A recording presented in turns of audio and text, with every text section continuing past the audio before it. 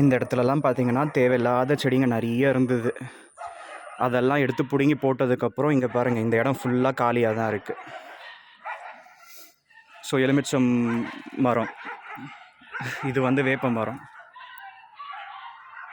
So கொய்யா மரமும் வந்து வளர்ந்துருக்கு.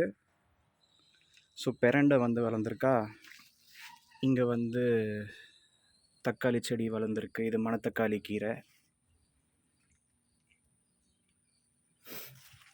இந்த இடத்துலலாம் கூட தேவையில்லாத செடிங்க நிறைய இருந்தது. அது எல்லாத்தையும் நான் வந்து பிடுங்கி போட்டுட்டேன் இந்த இடத்துலலாம் கூட.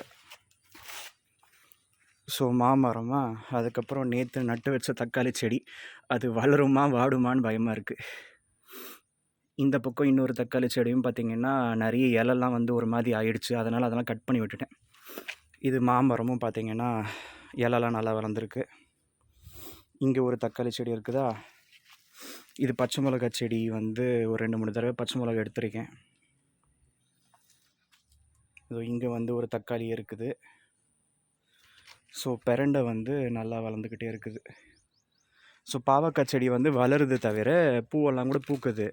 ஆனால் இது வந்து முழுசாக வளராமல் அது அப்படியே வந்து வெம்பி போகுது. பிஞ்சிலேயே பார்த்திங்கன்னா மஞ்சள் கலராக மாறிடுது. இங்கே பாருங்கள்.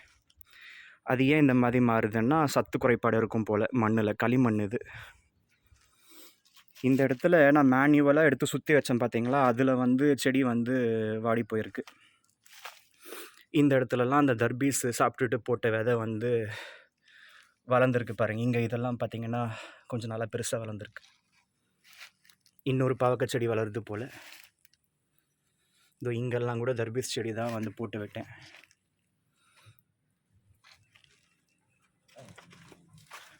ஸோ இங்கெல்லாம் கூட போட்ட விதை வந்து வளர்ந்துருக்கு.